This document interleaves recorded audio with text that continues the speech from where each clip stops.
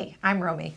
And I'm Nicole. Welcome to the Her Pursuit Pod, where we share our journey of building our business, The Daily Drip, a dynamic media platform that provides content and community for more than 4,000 South Florida female CEOs, founders, business owners, executives, and professionals. Whether it's through our newsletter, events, or this podcast, our hope is to inspire your next big move and arm you with the tools you need to crush it. So tune in on your drive to work, wind down with us after a long day as we share our journey and the journeys of other remarkable business leaders on Her Pursuit.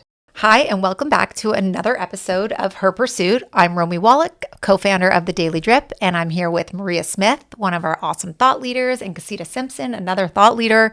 And I'm really excited today. We're going to dive into guilt, how that shows up as an entrepreneur, how it shows up in all the things we do. But I want to start with both of you kind of sharing a little bit about what you do, who you are, so we have something to build on, if you will. So Maria, you can go first. All right. Well, my name is Maria Maldonado Smith, or Maria Smith. It's much easier. But I'm the founder and Chief Empowerment Officer of MMS Consulting Firm. So that's MMS Consulting Firm. And I help corporations, government entities, nonprofits, and individuals, high-performing individuals, get really aligned and clear on vision-driven success. And so I work with corporate teams, I work with nonprofits, do a lot of executive leadership retreats on how to kind of create this vision, but then how to also see it through to fruition.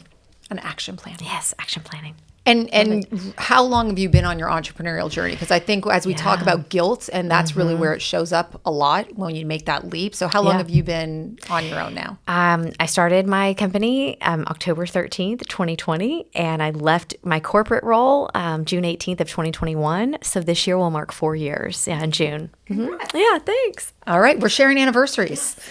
Casita, share a little bit about Simpson and Associates, what you do, and how long have you been on your entrepreneurial journey? Yes, of course. But before I do that, what Maria forgot to mention is that she's like the vision board guru. Like, that's what she forgot to mention. Like, that's the most important part. Like, you create these things that allow people to like really come outside of themselves and see what they'll be and what they want to do in the future. That's key. Don't ever forget that.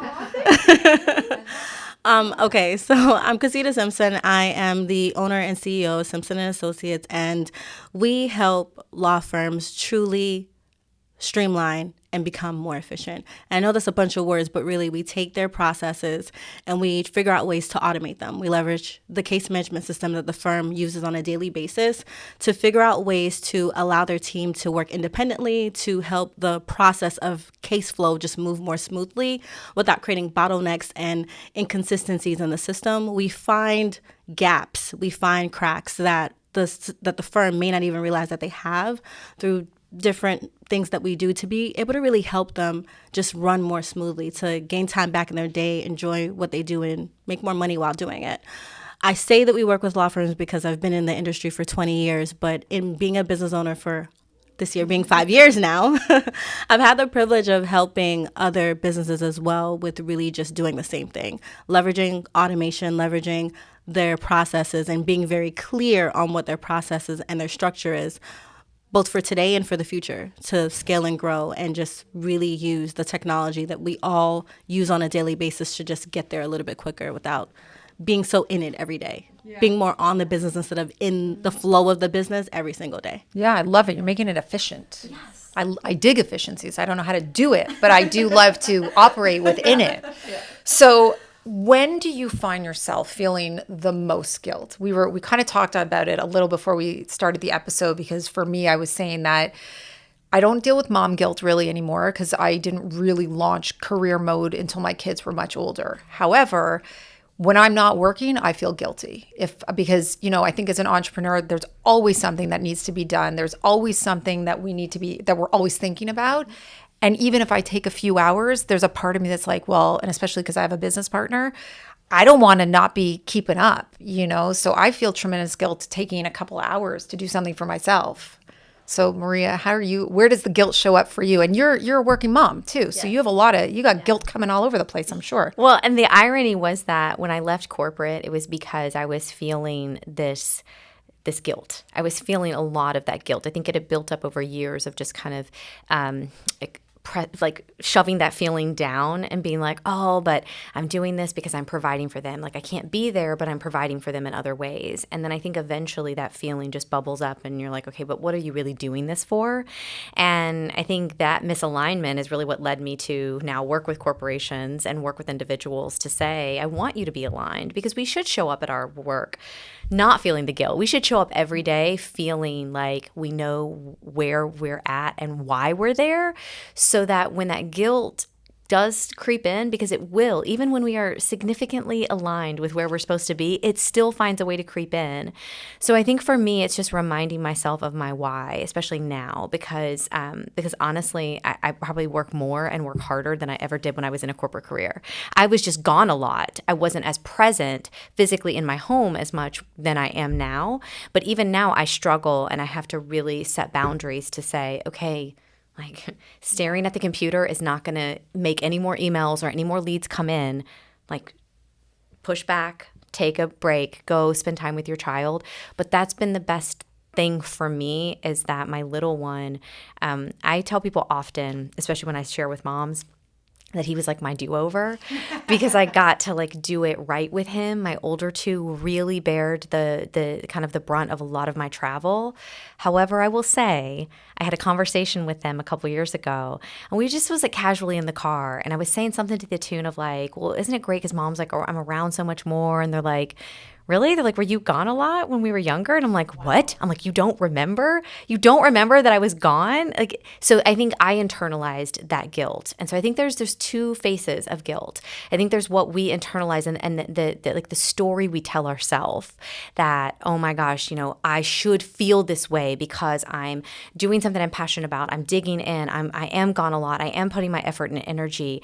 And then there's the side of it that says, and I need someone else to make me feel that guilt so it'll keep me in check. And I think I almost used them at times to be like, I want them to say, mommy, you're leaving, mommy, you're gone, so that I could almost check myself and remind myself, okay, am I doing this for the right reasons? Is this a guilt that I can say, I'm sorry that I can't be here, but I'm doing this because I believe in this mission, I believe in what I'm doing, etc. Or is it a time for me to say, wow, I am gone a lot. Maybe they are missing me. And what I realized through all of it is that my daughter said something so poignant. She said, well, we were always tucked in at night. Someone was always there. But I think that that's really important what you're saying, because first of all, one of the things you said that I think everyone should understand is there's this like misconception that as an entrepreneur, you're going to get all this time. Like you have control over it to some degree. But I would argue you have far less available time as an entrepreneur. There's just too much riding on it. And I think also when it's yours, the way you feel about it, the way you approach it, the way you show up for it is a lot different than when you're working for somebody else, you know, like, because you're so deeply invested.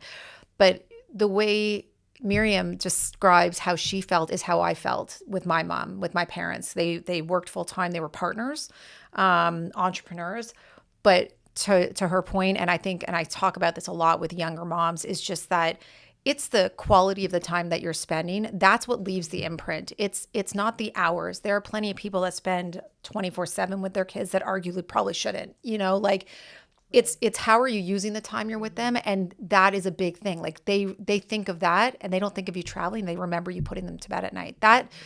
That I think is the big key takeaway when we're talking about guilt and that kind of thing. Because to your point, it's what you've internalized, yes, but it wasn't how she felt. Right. So I think also even maybe checking in to kind of listen. And I would never ask my kids in ways that kind of planted the response, if that makes sense, but just kind of getting a sense. And it could be kids, it could be a spouse, it could be family in general.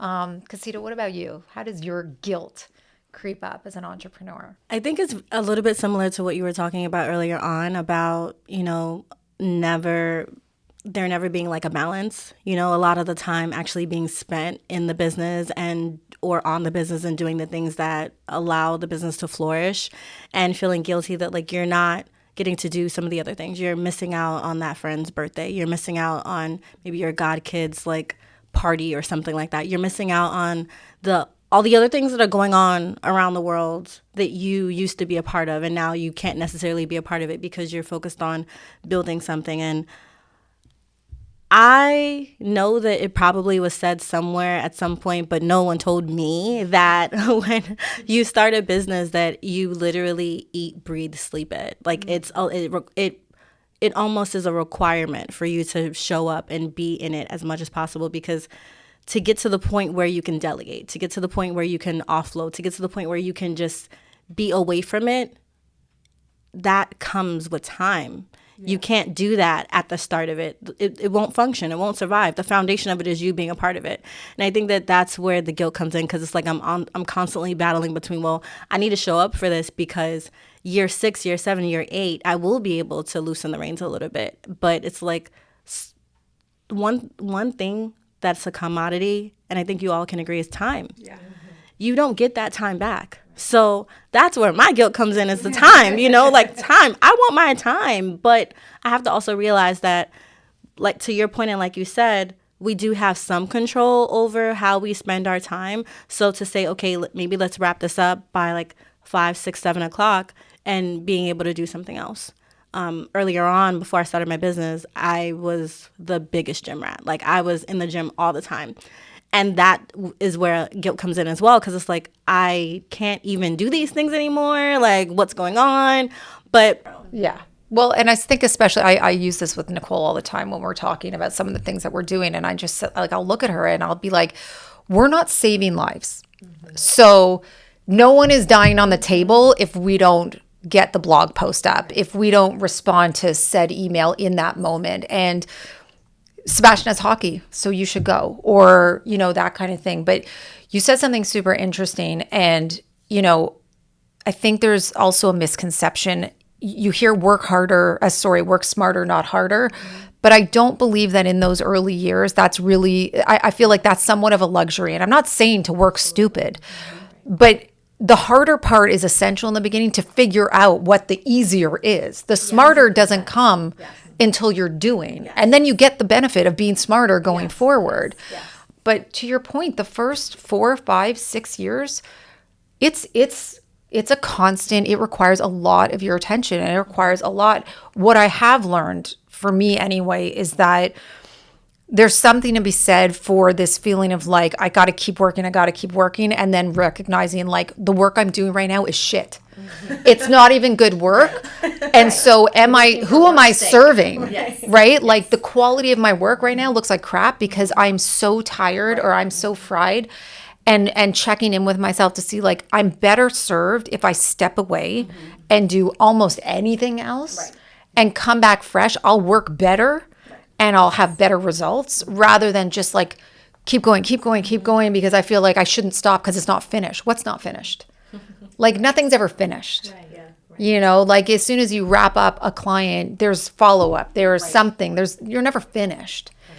So I think like there's a management to the guilt that kind of somewhat comes in. I mean, for me. And I think there's also a level setting of expectations of what one person is capable of, because leaving corporate, and I realized very quickly when you have a team of people around you, or you have an entire HR department to support you, I am my marketing department. I am my HR department. I am my lead generation department. I'm all of these things. And while I might even outsource for some of them, I still am the person who is driving the main like machine behind all of it. So, right, exactly. So I think level setting the expectation of, to your point of time, Casita, like there's only so much time. We all have the same amount of time in a day, but there is only so much time that I can spend before I do start to waste it, before it starts to become a futile effort and I just need to back away. And I think that's been key for me. But to your point, I didn't learn that till honestly like towards the end of last year. Right. I'd been in business for 3 years and like didn't realize that. So that's the thing, is like I love how it's so easy to like Monday morning quarterback and like hindsight's always 2020, all the cliche stuff that we talk about, but it is true, especially when it comes to entrepreneurship, because you are sometimes literally going at this alone. And even if you have a sister in entrepreneurship that's with you and is like, yes, I'm following you, I'm on this journey with you, they still aren't running your business. And so you can share and commiserate a lot of times together, but it's still going to be your business. It is your baby. And so you are cradling it and holding it as best as you possibly can and nurturing it because you want it to grow. I think that's probably the biggest thing that I've realized, is that my guilt has somewhat shifted over the years to less of like being present, because I pick up my son almost every day from school, and it is such a blessing and a beauty. Like that time from 1:45 until 3 o'clock, like spending that time with him and like doing homework with him, or even just sitting on the couch sometimes and like watching a show, like it is the best. It is honestly that's what I prayed for. That was the goal. Like I think when I had like my aha moment was like, I think this is time for me to shift. That's really what was in the back of my mind, was like to just be a little bit more present. And so I feel like I've accomplished it. I think where my guilt comes in is, am I moving the needle fast enough to where I can afford the life that I want for my family, for my kids? We have a daughter getting ready to go off to college in a year and a half. Like, am I going to be able to be there for her in those ways? And so I think the guilt has shifted a little bit differently for me over the past few years to now looking at, okay, how do I level set expectations so I can get to where I want to go? And if I really dial this back, how can I be more efficient with my time? How can I really start to, and it's becoming now less about the guilt as a weighing me down and more of the guilt of maybe using it to like propel me forward. Yes, empower me. Like I don't want to feel that way in 5 years from now or even in 2 years from now. So I'm going to do these 4 things to get there. I agree with you on that, Maria, 100%. I think that because of me seeing certain things passing by, I'm like, okay, I need to shift this just a little bit differently. I need to make it so that if I want to give myself a Saturday to say I'm going to do some work, then I need to block out that time and say, this is when I'm going to get this work done. But if there's a party going on and I want to still be connected with these people, because what's going to happen when we do get to year 7, where our baby, which is our business, has grown up, that it can stand on its own and be independent? We're going to be looking for those same people. They're going to be like, where? Right. They're where, ma'am? Where will they be? They won't be there. Exactly. Right. And then it's like, and then you're trying to like figure out what you do now. So I don't want those moments to pass me by. I don't want to stop getting those invites. I don't want to stop being involved in those people's lives, because if I'm saying that these are the people that matter, not the ones that we're saying that don't necessarily matter, but the ones that do, I want to show up and I want to be there. So yes, to your point, I want to use it to propel me to say, okay, I can do this, but I also need to put a hard stop here, stand on the line so that I can go do that too, so that I can be present too, because that's a part of it. Yeah, it's interesting. 2 things. Well, one, when it comes to people and friendships, I do think that this is a big challenge when you're especially in the early stages, and especially when there's people in your life that are not entrepreneurs. Mm-hmm. It really is different. It's not better or worse. It's just different. And so I dealt with a lot of guilt around relationships that I was maybe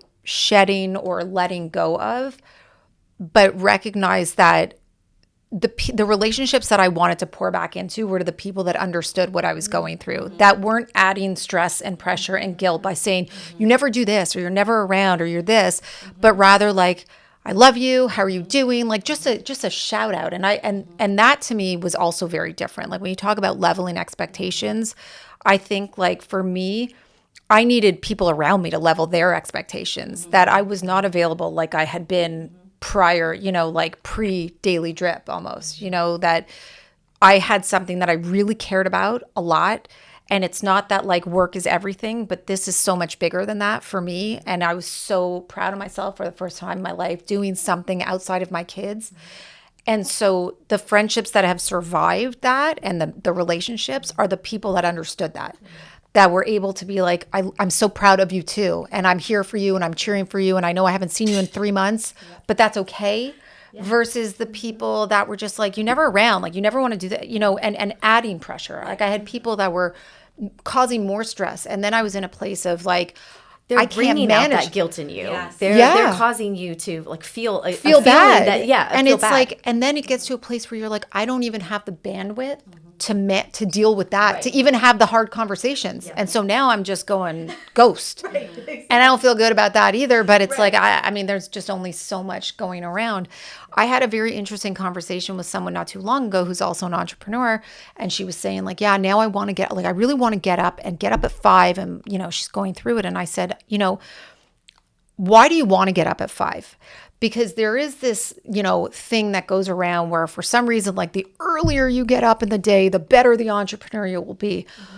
if you are not the kind of person that is productive at 5 a.m. and you're actually just going to get up and then hours go by and it's like you haven't, then why are you getting up at 5? So it's also about like, when are you most productive and how do you work your schedule around that? And she had a great answer because she was like, because I want to get this done and do that. Like it made sense for her. But like someone like my husband, for instance, like getting him up at 5 would be an exercise in futility. Like he would get nothing done because he's not like, he's better at the end of the day. He's more productive 7, 8, 9 o'clock at night. I'm not. Like for me, by even 4, I can only do like things that require minimal brain. You know, like I'm not productive at that time, but I am if I'm up early. So I think it's like, it's a lot of those things, right? Right, of finding what works. And I think that's like, and I mean, oh my gosh, what you just said, I could go into like so much science behind because with the relationship, but also just like the getting up at 5 and all of that stuff, the relationships too, because I was immediately going to like setting boundaries and how sometimes when we set boundaries, like it actually becomes an affront to someone else. Like we set the boundary and then we're made to feel guilty about that because we are personally infringing upon someone else's luxury to take our time and to access us whenever they want. And so when we start to set the boundary, then they start to feel threatened by that because it's like, well, what do you mean? Now I don't have... They don't necessarily, they're sitting there thinking, I didn't sign up for this new version of you. Right. Like I signed up for that version and you're flipping it on me and I didn't say yes. Right. At the same time, I honestly kind of feel like that's their problem. That's like, that's totally, and I know I got really quiet because it's like, shout out Mel Robbins. Let them. But there is something to that. Like, it is because it's like, how dare you? The audacity of it the audacity of it, because if you love me and you want to be in my life, like I want to be in your life, a part of that is having compromise and compassion to be able to say, you know what? I see you grinding. This is something that you may have said you wanted for a long time, or this may be something that like you fell into and you are so great at it.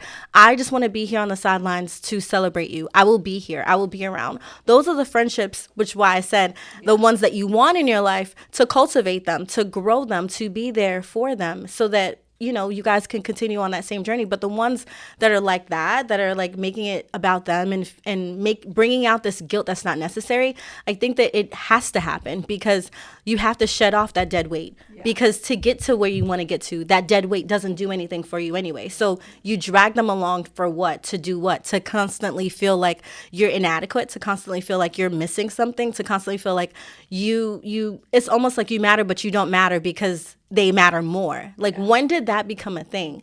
And to your point again about the 5 a.m. thing, I think that definitely it depends. I feel like since the start of my business, I don't have a type of time. I can grind all night. I can grind all morning.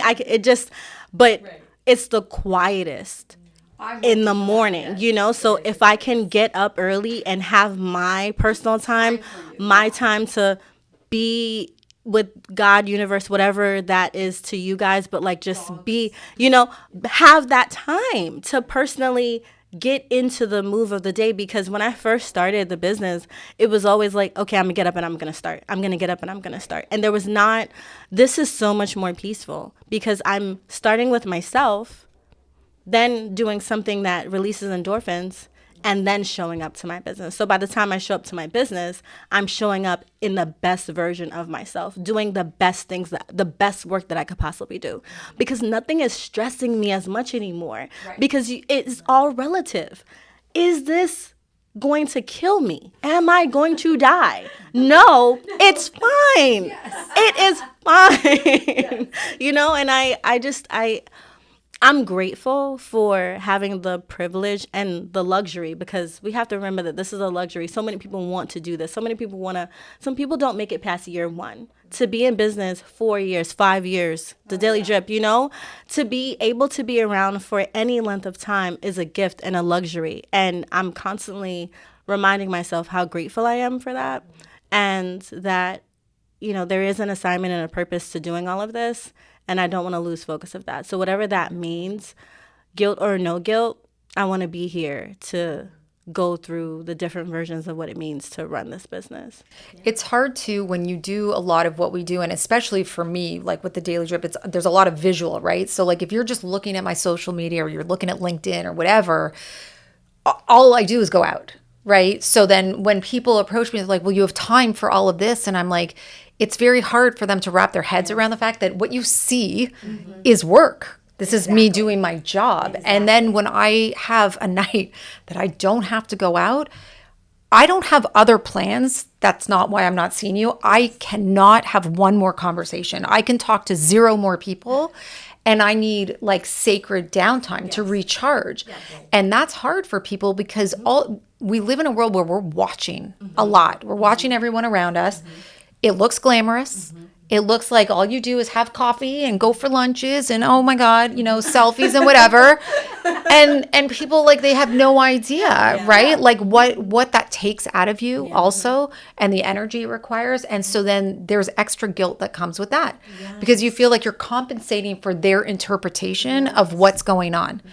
And I don't know about you guys. Like for me, I got to a place where I'm like, if I have to explain it and justify it, I feel like that's how I know that this has to be let go. Like I don't want to spend my time, like the only people I need to answer to is like my immediate family, like my kid, like that is one thing, and Nicole, always Nicole. But outside of that, like I think it just becomes this place of like managing the guilt and finding out like where it's going to serve you. And to your point, I loved how you said like kind of propels you, like using it in a healthy way. Right. Yeah. I think that's been the biggest transition for me is to because I think you get to a point where you can only you can weigh yourself down with that guilt to the point that you have to just look yourself in the mirror and be like, okay, am I going to continue on this path, or am I going to be actively present and do something about it? And then I think the guilt becomes almost weighing it against what are my priorities, like what's truly important to me, and then where's that guilt on a level of like on a scale of 1 to 10, and if I've truly aligned with my priorities, like I know where I'm headed. And I can say, you know what, on a scale of 1 to 10 on the guilt scale, this is a 2. Yeah. At the end of the day, like they're not going to remember that I didn't go to that one event, or my kids, but my kids might remember, that I didn't attend this event for them. So to your point, like my family is who I consult with first. That's really kind of the driving force. And I think now the guilt for me has just shifted to what does the future look like? And bearing that weight almost and that pressure of, okay, if I'm headed into year 4 in June of this year, what now does year 4 to 5 look like? What is year 5 to 6 and beyond? And what is the sustainability? And am I going to be honest with myself when that time comes? I think those are the questions that I am now feeling, maybe not guilt about, but definitely pressure.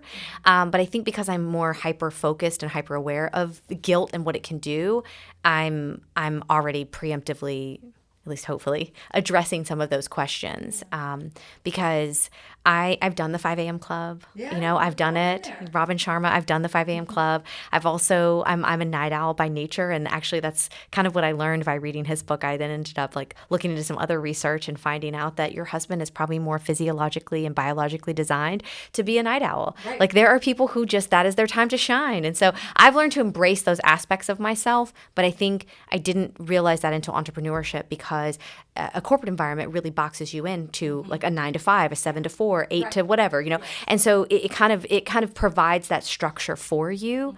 And that was, I think, for me, where I then started to feel almost that guilt, like almost that rebellion towards like, well, I don't want to feel guilty. Like I want to be able to do what I want to do. Right. But that also comes with its own set of responsibilities and time management and boundary setting. So I think there's just so much to this topic of guilt that you could continue to uncover and pull back. We would probably need like 6 more episodes just on guilt alone. Sure. However, we're not able to do that today. But guys, this was awesome. And I think for anyone listening, like who's going through it, first of all, I think having people to talk about it with, I think leveling expectations and understanding it is a part of it, but kind of taking a step back. I like the way you look at it, Maria, just to kind of like take a look around, take stock and figure out, how does this work for me, for my family, for the people around me, for the relationships I care about? Mm-hmm. And maybe some of it involves having conversations, with those people so people understand what you're going through. Yeah. But thank you both for being here and for sharing. And please join us next time for another episode of Her Pursuit. Thanks for joining us on this episode of Her Pursuit. You can listen to new episodes every other Wednesday on Spotify or watch us on YouTube. Stay in the loop on all our virtual and in-person events, read our latest articles, and catch new episodes by subscribing to our free weekly newsletter. Check out the episode notes for more details, and we'll see you here on our next episode of Her Pursuit.